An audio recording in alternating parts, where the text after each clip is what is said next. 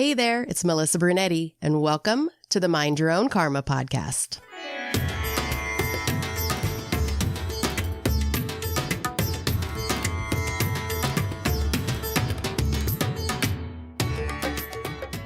Hey there, Karma Crew. Thanks for joining me for another episode of Mind Your Own Karma Beyond the Bandage. If you pressed play today, I might know one thing about you. You're ready to peel back the layers on your relationship with money and explore what might really be holding you back from abundance.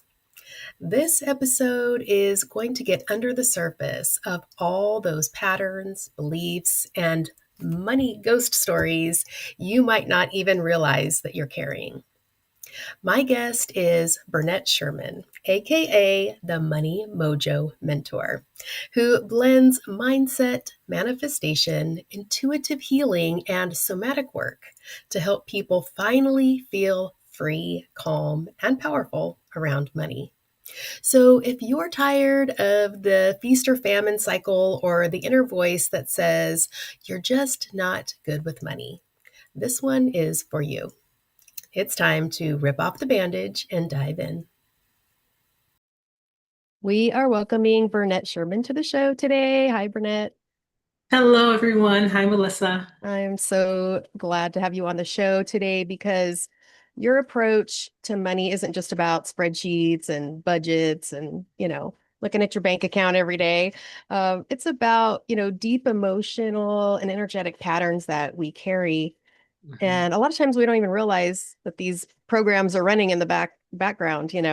So you have a blend of like intuitive tools and somatic work, and it's such a unique modality. And I can't wait to dig in and see how we can shift our finances and possibly change our whole life. So that's pretty cool. I'm excited. Absolutely. Absolutely. So let's start with your story and what led you to focus on money as a key part of your healing and transformation. It's interesting because this is a more recent public focus for, we all have money ghost stories, and I'm sure we're going to talk about that. But one of mine coming up as a child who didn't have much, we spent part of our childhood in the projects, on food stamps, to now, it took a long time feeling comfortable with abundance, feeling comfortable having more than what might be seen as needed.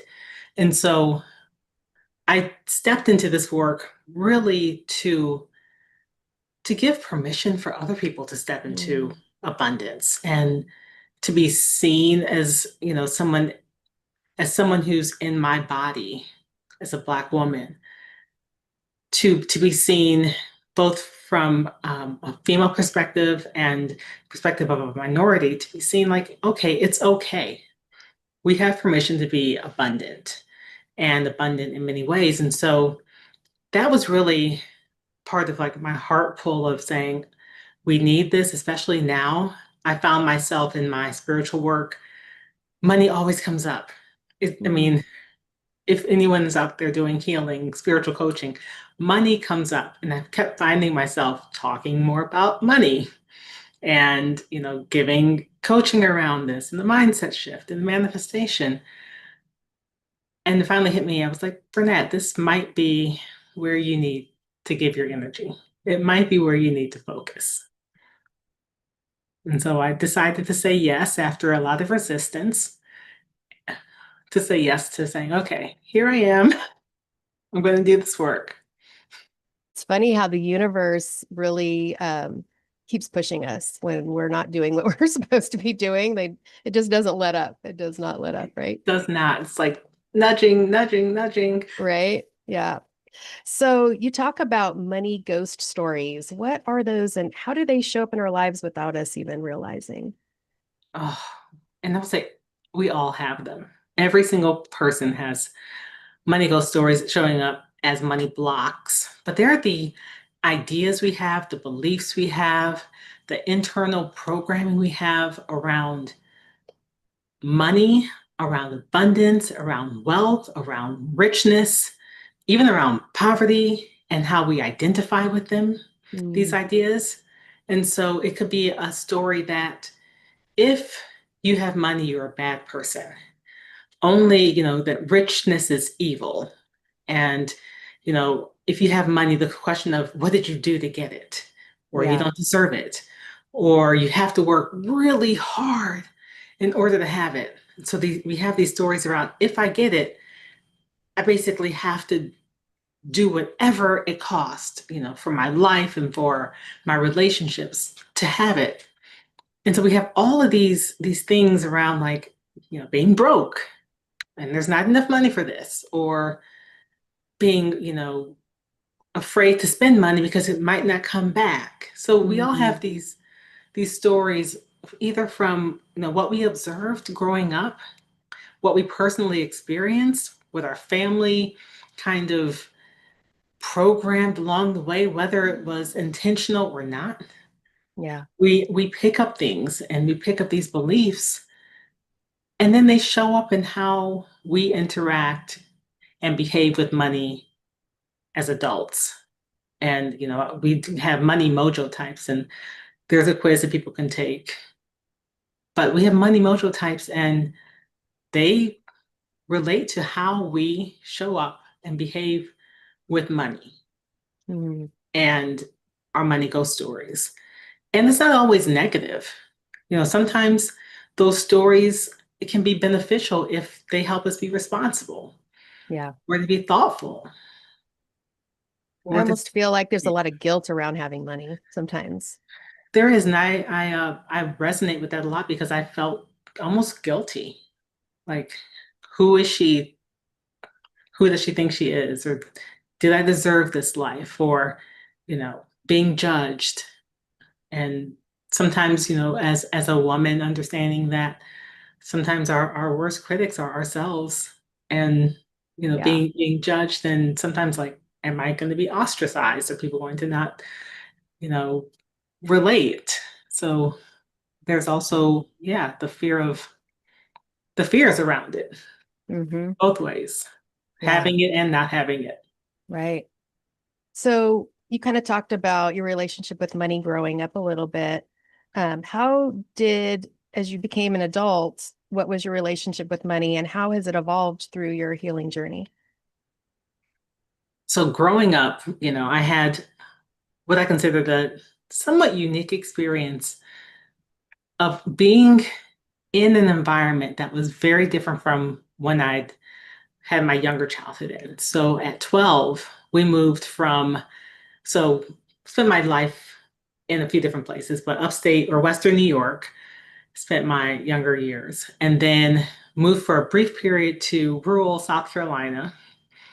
And then at 12, we moved to Pittsburgh. And that move was transformational.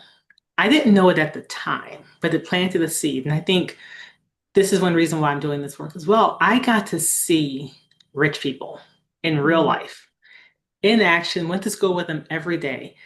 My mom, unbeknownst to her, moved us into one of the wealthiest school districts in the country.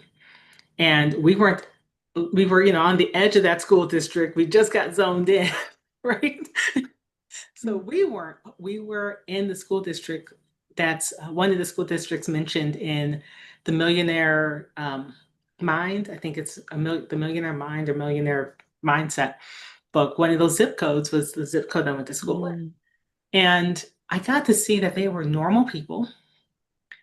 They did normal things generally. Yeah, they had vacations that I didn't understand, Right. but generally they were normal people. And they weren't mean. It was like, okay, it was normal for them. Hmm. And it just planted the seed that it's okay to have money. And it doesn't make you bad. It doesn't make you anything. Yeah. It just means you have money. And so while I still didn't understand money for a long time, when you don't grow up with it, sometimes there's no conversation around it. You Hmm. don't have it, we're broke, period. Yeah. Yep. And so when you don't have conversations, you don't have like an understanding of, oh, maybe I shouldn't sign up for all those credit cards on college campus when you're like 18 years old. oh, that check in the mail, you just sign it and you're gonna, give me a $5,000 loan? Yeah. Great. And it's like, oh, yeah, I got myself into some debt trouble and credit trouble. I was like, what? You want me to pay this back? Right? Wait, what? You mean this is not free money? Right. Right. So some of those lessons, they were tough. Took years to get out of. But once I did, I also was starting to learn a little bit about how we create. Mm, And it was after, it was kind of as I was getting out of my first marriage and learning a bit more about myself, coming into more of a spiritual mindset hmm and understanding a little bit more about how my thoughts were really creating my life. And I knew I wanted something different. And I start putting out intentions about my life. And slowly I started noticing things happening. I did a lot of healing work, probably, in the '08 to 2013 timeframes. hmm I was, getting certified as, Reiki and Holy Fire Reiki and chakra and, all these different modalities. Right? I was Yeah. like, give it to me. Yeah. So I was doing all this stuff, and as I was learning it, you have to do it on yourself. And so realized I was like doing this healing, but also learning about these spiritual principles and applying them. And that really did help. Just understanding the connection between what I was putting out and what was coming back. Mm-hmm. We're That, so yeah. powerful. We're so powerful, but we don't even realize that we can tap into that power. And Yes. just life really tears us down to believe that we don't have any control over a lot of things, and Hmm. especially with money, I think. We can sometimes feel that way, like that we are powerless, but we aren't. And Yeah. I think when we can get rid of that block of that we don't have any power, hmm or that everything is at the whim of someone else or something else, then you can actually get into the mindset of, okay, I do have power, so what can I do with it? Yeah. What Yeah. am I going to bring in? Right. What's possible? Yeah, What's what's possible? possible? It's so cool. So you use intuitive pendulum healing and somatic work to shift money blocks. Can you walk us through what that looks like in practice? Yeah, so what I do, so the first step, I have kind of two healing. So if I were at a fair, it's like a mini healing. But if I'm working like one-on-one with the client, it starts with an assessment. I do a check to see if you have money blocks and what percent of your money is being blocked on a Mm. scale of 0 to 100%. Most people, well, everyone I've ever checked has money blocks. So there may be someone out there who does not, Yeah. but everyone I have worked with has money blocks. And it can range from, 15% usually to as much as 60% I've seen. And then we do a healing. I channeled a sequence, a money healing sequence. And so I do this sequence, I do the healing using intention and my pendulums. And as I see things, I clear them. So I do a lot of intuitive stuff with it, obviously. But I will start clearing things. And if I see something, I may mention it to the client and say, hey, I saw this come up from your childhood Mm. or this situation around you. This may be affecting your ability to manifest. Because we have ideas.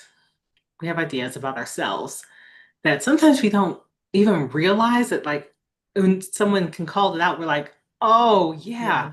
that aha moment, like, hmm and sometimes that's all you need is like, I Yes. name it, I see it. Now when it comes up again, I don't have to, I can push it aside and deal with it that way.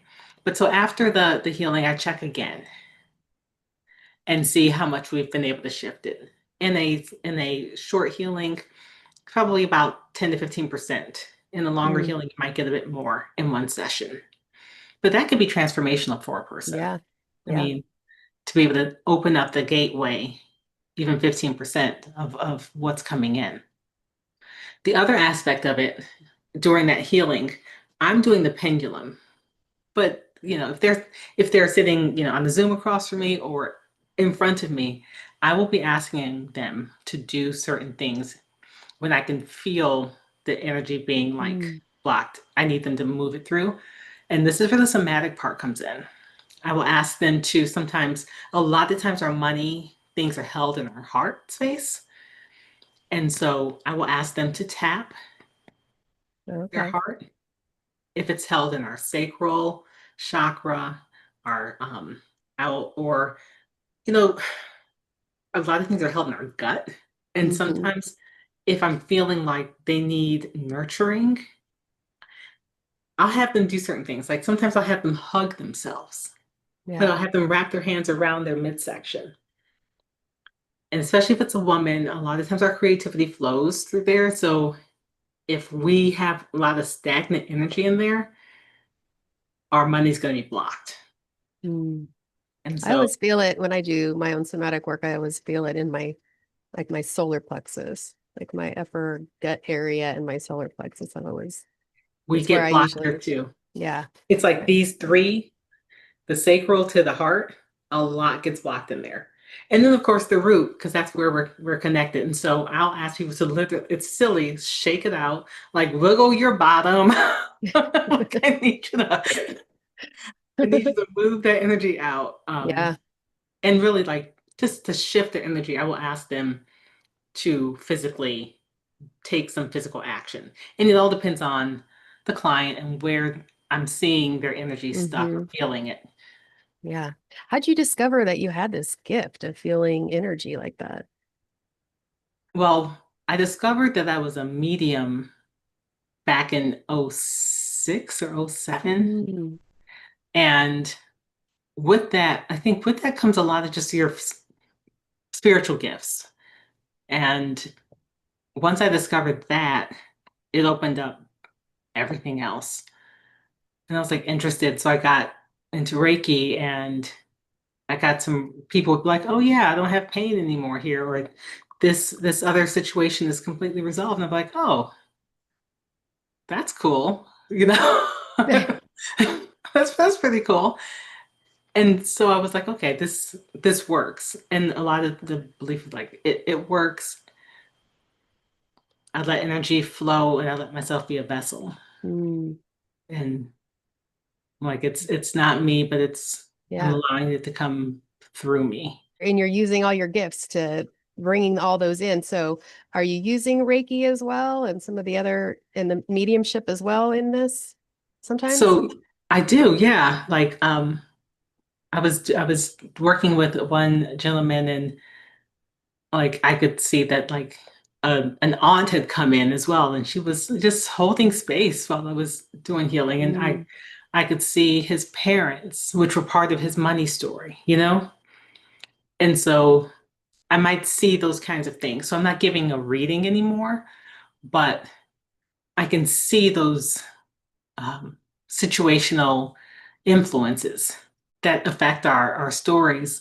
And because I have the gift of going back generationally, um, past lives. I have a natural gift to be able to see past lives if I tap into it, Wow. and see the current past, see what's going on now. And so I can use all of that. And I decided with the money, because money impacts everything else. For years, I was like, how do I really help people transform? Like, because it would frustrate me to give a reading. And then 2 weeks later, they call you back and they didn't do anything Yeah, that you suggested, right? And you're right. like, and so, I know. It's yeah. frustrating. So frustrating. And so, I would do more spiritual coaching of like, okay, I can't just give you a reading. Let's do, spiritual coaching. We'll tap into that. But then there was like all these disparate areas. And I was like, I'm going to hone this in because I firmly believe that how we do anything is how we do everything. Mm, And since money impacts so much of our lives, if you can get your money mojo right, it opens up the flow for everything else. wow. So the abundance will come through in every other way if you can open up your money mojo in the right way. That doesn't just mean I'm making money, but it's like, how do you do it? Mm, How is it aligned with you? Because when you can align that energy of abundance with yourself where it's flowing in money, there's no way that your other things won't be working out well too. wow. Yeah, that's kind of almost, I think my next question was, you say that money is one form of abundance, but what are other areas does it open up when we heal our money wounds? So, Okay, yeah. Like I think it opens up your health, yeah, it opens up your relationships, not just your romantic relationships, but your other personal relationships. And those are I mean, you think about like a life coach, the things that they always do, are, love, health, money, those are the three big areas. And it's gonna, if you can fix your money and that mojo you have with that, it will open up everything else. like me, I always tell my clients, I don't know how many sessions it's going to take to, start seeing results. But do you have kind of a certain amount of sessions that you like recommend people start with that they'll be able to start seeing a difference? So there's, yes, depending on where you are. So if you are very blocked, you're probably going to need more sessions than someone who may be only 25% blocked. Hmm. So someone who's 25% blocked may just need one session to bring themselves down to just Wow. 10%, and they're going to see results. And then I also have what I call a money activation sequence. And this is a separate session. I cannot do the same time as your healing because the healing has to marinate for a few days before Hmm. I can do it. So that kind of is like an activation or a boost for money manifestation. So that's like a session. If you have a block that's like 60%, it may take a few sessions, but you can also do a money activation sequence after that first session to open up. And how long in between sessions do you recommend? At least a week minimum, Okay. minimum. And that's only because it takes time for things to just settle. Hmm. It takes time for things to settle and for your mind to do its magic and adjustments. And so a week at minimum. No, a lot of times it's like a integration period, Yeah, and it like you is. said, kind of an adjustment period that needs to happen, I think, in between sessions.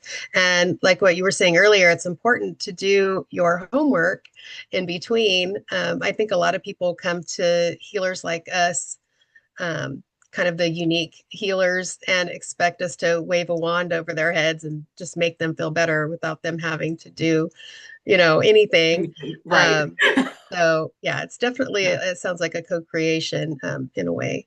It is. You have to be active in your own healing. I mean, Yeah, otherwise you've given your power away. And one of the things exactly. with this is you got to The whole remember point how is for you to claim that and right, you realize have that, power. yeah, that you And have how do you power. use it? It starts with your own healing and being an active participant and responsible. Yeah, definitely. Can healing our relationship with money really shift our ability to manifest just in general? How do we avoid just like surface level manifesting? I think there's so much out there about how to manifest.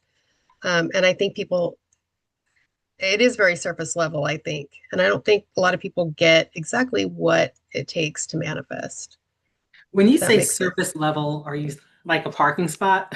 I think I Yeah, I mean, I think people think, oh, I just got to listen to this meditation on manifesting money and it's going to come. You know what I mean? yeah. So I think with manifesting anything, the first thing is alignment. But as a money manifester, it's such a tangible result, right? Yeah. It's a tangible result, which is great because you can see it in action. Like you can see the proof. Love, you might see the proof, you know. You might meet someone and think you're in love for a while, you know. Um, Health, you might lose 10 pounds right before that vacation. With money, you'll make that money or you won't. Yeah. And, holding on to your energy is how you keep it and let it grow. And that's with all of them. And so I think money is very tangible in the way that I've worked with someone recently who said, I see it like she kept manifesting like pennies every day. And that's one of the early signs that like money's trying to come in, right? Like she'd find penny everywhere and then it was nickels, right? Mhm. I'm like, the energy was picking up, but she had other blocks Mhm. blocking the money coming in. And so that's why you have to keep working on like the blocks and being aligned. Like being aligned with what you want and then clearing out the things that are blocking you from having it. Yeah. And when you do that, when you open up that energy and you're in alignment, because that alignment work, it opens you up for the universal flow. Mhm. Yeah. And suddenly you're like, oh, other things are coming into my life that I might not have even thought about in a while. But I put those seeds out before, and if it's in alignment now with who I am now, they can come in too. Yeah. You're going to laugh. I got to tell you the story, my manifesting story. So I was reading this book, something about be a badass at making money or something. I was like in this group of ladies, we all read it. And one of the things she said was to hang money all over the house so that it feels like it's abundant, right? So I'm like hanging, $5 bills all over the house, um, and I'm like, nothing's happening. Nothing's happening. Maybe because it's $5 bills. I'm gonna put out 20s, Then I hung 20s all over it. I'm like, still not happening. So then it was like I started hanging $100 bills around the house, and it still wasn't happening. And I was getting so frustrated. But again, that's only one piece of, probably the whole, recipe of what you need to do. I mean, if you're not healing that inner part, um, then it's just going to remain blocked no matter all these little crazy things that you do. Like I was talking about listening to manifestation, Yeah. meditations and things like that. It's just not going to go anywhere, right? And I think it's hard for people who they want a quick fix. They do. And last month, well, let me tell a brief story and then I'll say about last month. So a year ago in August, I wrote this, I shouldn't say wrote, like I jotted down the words and then I started singing this silly song, and my husband and my son just teased me about walking around singing this song. But so it was like money in the bank showing up for me, money in the bank with good energy, money in the bank showing up for me, pull it in through the ethers, prosperity, right? So, and I had this like nice hook and everything, and I'm singing it and they're laughing, but it was almost exactly a year. And I must have sang it for a good few weeks. And I was doing some other manifestation stuff, some of the things I put in Manifest Money in a Month book, but doing my meditation on the the magnet meditation. And within, and this is the thing, I don't my main job has been as a wife and a mom and a manifester for my home. So while I do work, it's not our main income. Mhm. I hold energy and I hold space for our home. And my husband is the one that money typically flows through. And he'd retired and he was like, I don't know if I want to, I think he was going to do some consulting.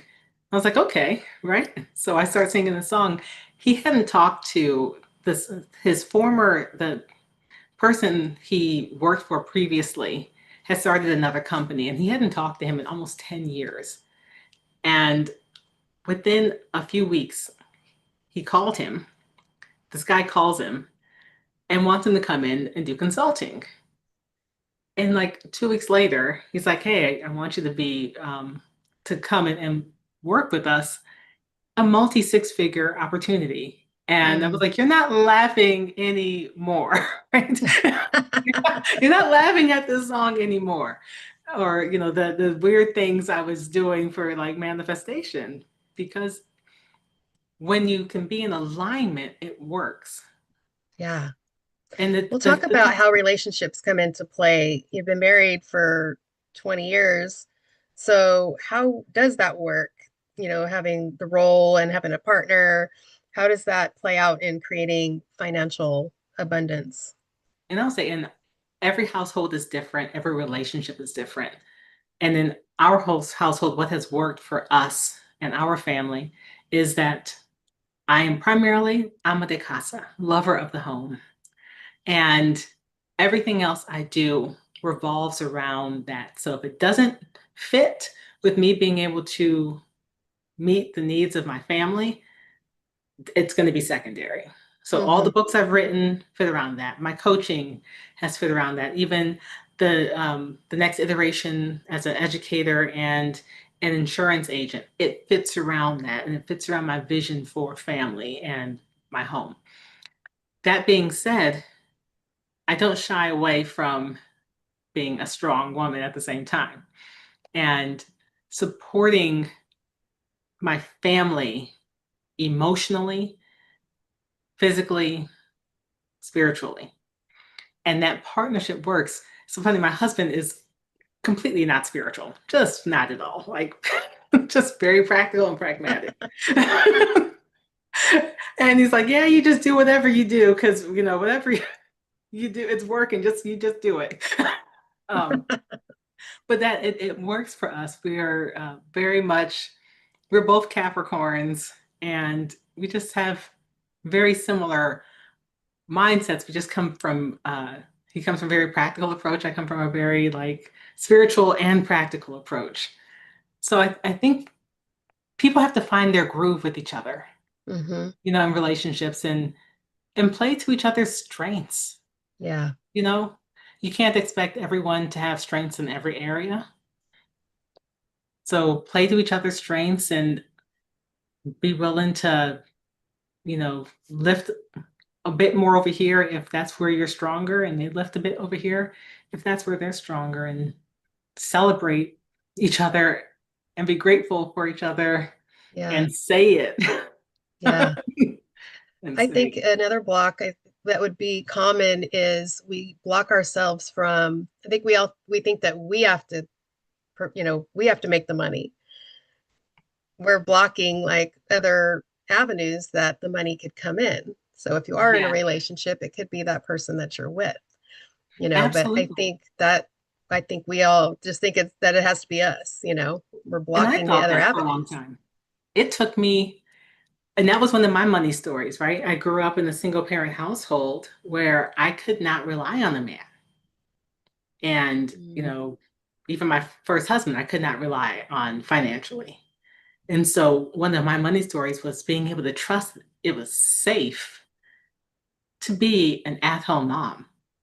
I resisted Mm. it so much. I mean, like, it was ridiculous. And my daughter had to call me out on it. She's Wow. 23. She had to call me out on it. And I remember thinking, what am I teaching her? Mm. Like, what am I teaching her? Because I was like, I didn't have to stress. But then there was also this story of like feeling guilty. Like, I don't like, do I deserve this life? I need to be working hard. I need to be earning it. I need Mm. to, and it was like, and I still have moments like that. Like, because I've been so blessed, how do I pay it forward? What do I do with this? And rather than thinking, oh, it all has to come through me, I'm thinking, how do I teach some of these principles that I've learned that have worked to help other people? And, with my work, that's not on the spiritual side, the practical side. How do I help people build a legacy? And it can be a mom who's at home, who's leading that way, who's saying, I want to ensure our financial security in our future for us and our children and our downline, our generations to Mhm. come. She doesn't have to be the primary breadwinner to do that kind of supportive, and it's supportive and leading role. It's like you can be both, Yeah. and it doesn't have to come exactly through you. If you're a household, it's your household. You got all these containers. How does money flow into your household? Yeah. And what Well, doors if do you you get aren't to doing what open? you're doing at home, your husband wouldn't be able to do what he's doing out there. He So would not. He would it's not. again, And it's that co-creation. it is. And I'm fortunate that I have a husband who understands that and who appreciates that and who who values it. And I realize that Yeah. not everyone out there has that. Yeah. And still allows you to share your gift with the world as well. Yeah. That's awesome. Yeah. Yeah. Who's like, be creative because, I believe that we all need our own thing because we are all here to create an Yeah. experience. And so you need to have something that fuels you, that feeds you, that gives you purpose. And this gives me purpose because I know, one, it changes lives. And especially when I get to help women, I know that women, we hold up half the sky. And when women are doing well and feeling well, the world is better. It's a better Yeah. place. Yeah. Yeah. Definitely. How does our generational or cultural stories influence our money mindset? I know you're talking a little bit about that earlier, especially for women or marginalized communities. Greatly. I know as a woman, a lot of times we're taught that we don't need to worry about money. We're not good at math, so don't worry about it. Let someone else handle it. You know, don't pay too much attention to it. And it's a story that, society has taught us, perpetuated by families oftentimes, but Mhm. it's just a story and, you can rewrite it. And just like, as a Black woman in America, there's a lot of stories around wealth and abundance and deservedness. And Mm, even, if you start getting to a place of financial security, even the perception around other Black people, like, are you still connected? Are you, this, oh, she got, too big for her britches, and that can mhm. happen, to a lot of, marginalized communities, is this idea that you have to stay in your place. Yeah. And this pressure, not just from your own community, but from the greater community of people saying, okay, there's a place that you're supposed to be in, and we need you to stay in that place. And whether you're a woman or a Black woman or a Black man or, Latina, or it's anyone else who's experienced like these cultural um, levels of like, okay, this is how far you can go. We have to break through that because money is not a respecter of persons, and your ability to manifest is not a respecter of persons. Yeah. Anyone who has the tools and who is willing to get themselves into alignment, and that's the work, who can get themselves into alignment with the energy of abundance and money can have it. Same thing with love, same thing with health. If you can get yourself into alignment with it, you can have it. Yeah. I think that's kind of one of the expectations that people don't think about when you start maybe, becoming abundant, that not everyone's going to be happy with the changes that are happening with you, Yeah. whether they don't like how it's changing you or how it's changing them, because sometimes they're feeling like, oh, I should be doing something or I should be doing, and so there's a lot of people that don't want to put in the work. They just want to, put their hand out and just let it There, fall. there are. There are a lot of But people, but not everyone's going to be happy for you, even if good things are happening. and it's unfortunate, but it's a Mhm. reality. And I think it's because like you said, they're going to be saying, "Oh, I could be," But it casts a light. Anytime someone does well, it shines a light on like what you could be doing. Yeah. Like the same amount of time may have passed for you and them. Mm-hmm. And, it's the choices that we've made in that time that, are a big part Definitely. of where you are in the present moment. Yeah. Do you integrate practical money education in your coaching I and your do. healing? I do. And I'm actually at a phase where I'm going to be kind of pulling them apart a little bit. Hmm. So continuing my healing over here as a Money Mojo mentor, but also launching my financial solutions and services business. And as part of that, including the financial education. So by the time this comes out, it'll be launched, everything will be up, and I'll be fully offering those services. But financial education that helps people be more familiar with their options for the savings and debt and income and all of that stuff, but also some of the solutions on the financial end that people can actually leverage Yeah. to build and keep wealth. Because that was one of my frustrations when working with people is I can give you education, I can give you coaching on how to change your mindset. But at the end of the day, I've realized that not everyone had access to the same opportunities and opportunities that you have if you already have money. Mm. Because some investment opportunities you had to qualify for. Oh. You already have to have a certain amount of income or a certain amount of wealth to even have the door open. And I remember thinking, wait a second, we can get this, but this other person is hardworking, they're doing all the right things. They could build their money, but they can't open this door. Mm. And it was like, Yeah. that's not fair, right? And I kept thinking, asking spirit, like, what is there that I can offer Yeah. as a solution? Like, what can I offer people? Because it's like, it's not fair. You got this and you're stuck with the stock market or feeling like the only place you can, real estate. And we know where real estate is right now. Mm-hmm. And I was like, what is there that I can do to help people like actually protect their money, build their wealth, and not feel like they're just gambling, you know? Yeah. Yeah.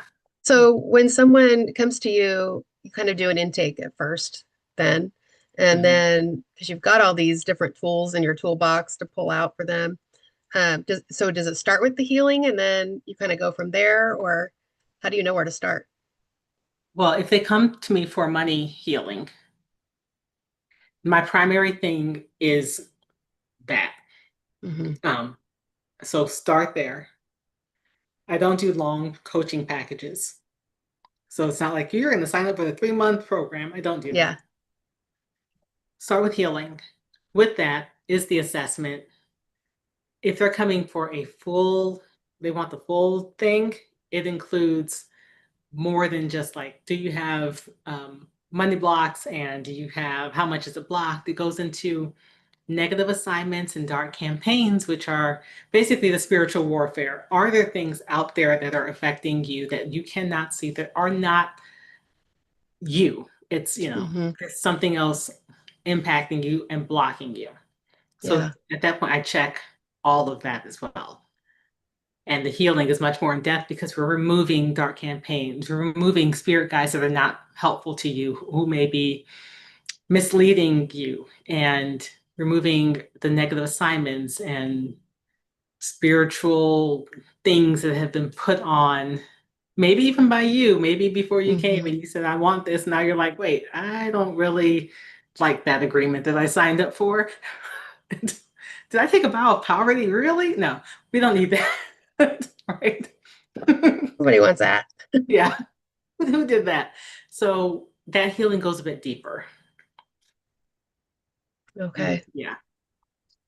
For someone listening right now who feels overwhelmed or stuck when it comes to finances, what's the first step or a small step that they could take to begin that healing? It might depend on why they feel overwhelmed. In this current world we're in, there's a lot of uncertainty, or people, there's uncertainty around the economy, their personal finances. But a lot of people are afraid to even like really understand their numbers and really like see where they are. The first thing you need to do is be honest Yeah. and understand your finances. Mm-hmm. Understand what you're looking at. Because it may not be as bad as you think, but if it is, you need to know so that you can do something about it. Yeah. So that's really the first step, is just knowing your needs. Do a financial wellness check. Do a checkup, see where you are, and then you can say, okay, what do I need to do? Where am I out of alignment in this physical aspect? Because Yeah. you're not going to have peace without a plan if you're Exactly. overwhelmed. Yeah. That is some security, having a plan. And I think Yeah. it is hugely important to know where you're starting from Yes. and not Yes. keep your head buried in the sand about that. Because it's really easy to be like, I It's don't want to scary though. It's so scary, but like open up necessary. that mail. I don't know if I want to open up the email, the physical mail. No. Yeah. Open it up, get it in a spreadsheet or something, write it on a paper. It doesn't matter. But understand where your numbers are. Yeah. Figure that out. And then you can make a plan. Then you Yeah. can do, you can move forward from there. You can figure out Yeah. what is the gap, if there is a gap. Or it may be that, you may just, your money mojo type may not be supportive of you having money. And then you just need to shift it. Because if you're a star or a spender type, you're probably spending money on things that you don't really need. Me. That's And at me. that point, yeah, being honest, doing that checkup and saying, okay, yeah, I know some stars and spenders, and I'm like, I promise you, you already have those shoes, and like, Yeah. yeah, Yeah, that is so me because I feel like I like to buy it and then like the Amazon box will sit there. I won't even open it for a week or two. And I'm like, what like, was even in there? What yeah. And did I need it? Did I need it? obviously Yeah. not. Never opened the So box. right, right. And so we all have, parts of those personalities, those types can be helpful. Yeah. They can be And helpful. maybe it was because I felt lack as a kid somewhat. Not that I lack whatever. Like I didn't have my own money. Hmm. My parents bought me pretty much everything I wanted, but I didn't have my own money to spend. And so now obviously I have some extra income but that's what I do. And that's not healthy either. So Well, you're probably either a star type. It sounds like you're a star type. So, and the star has the mentality of I earned it, I can spend it. I want it, ah I got it, I want it. It's like, yeah. probably. Does sound like me. Well, thanks for coming on today. There's so much I'm thinking about, and I was feeling a lot in my body as you were talking too. So that was interesting. I think you were kind of hitting some areas within me that I need to explore. It's just interesting how you were saying the manifestation, and once you start getting in alignment with even one area. So if you do start with the finances, how everything else shifts and comes into place, and you can just realize how powerful you really are to change all your circumstances. Yes, yes. And I think that's the most beautiful thing about it. It's like, for me, money is a vehicle into changing lives. Like, for one, it's the most stressful part, Yeah, right? It yeah, ruins people's marriages, it keeps people from having good health. You shift money, people can afford healthy foods and to take care of their bodies and self-care. Their relationships aren't stressed by finances, and you can enjoy each other and more quality time yeah. without arguing over bills. And so it Mhm. just shifts. Yeah, so many Shifts. things. It affects Yeah. so many areas of your life. Yes. So where can people find you if they want to get in touch with you? They can start at bernettesherman.com. And from there, they can find, my books, you can see them in the background over here, over there. Workbook, Manifest Money in a Month book, and Money Skills for Your Rich Life book. And then from there will be a link to my other site, which is for financial solutions, Sherman Financials. And if people are interested in solutions for their life and legacy, they can head over there for free consultation, free wellness check. Okay. Cool. And I'm on social Okay. media. Yeah. Okay. I'll have all those links in the show notes. So Yeah. if anybody wants to get in touch with you, thank you so much for coming on and sharing your gifts with the world and your purpose with us. Thank you so much, Melissa. It has been a true pleasure. I've had fun, and I thank you for this opportunity. What a transformative conversation with Bernette Sherman. If you've been struggling with money, this episode is your invitation to look deeper. You don't have to keep repeating the same money patterns. Healing and abundance is possible, and it starts by recognizing that your worth was never in question. You can connect with Bernette and learn more about her work at moneymojomentor.com. And follow her on Instagram, TikTok, and YouTube at I am Bernette. All her links are in the show notes. And if you're ready to explore your own healing journey on a deeper level, especially if you want to uncover unconscious patterns, stuck emotions, or hidden beliefs, consider booking a session of Somatic Mindful Guided Imagery with me. SMGI is a powerful tool to help you get out of your head and back into your body, where the truth lives. You'll find the link in the show notes if you're feeling the call. And hey, if you're a healer guide or expert with an out of the box or unique healing modality that aligns with the vibe here at Mind Your Own Karma Beyond the Bandage, I'd love to hear from you. You can email me at mindyourownkarma@gmail.com. Thanks for listening today, Karma Crew. And as always, take what you need and leave what you don't. And always remember to mind your own karma. I'll see you next time.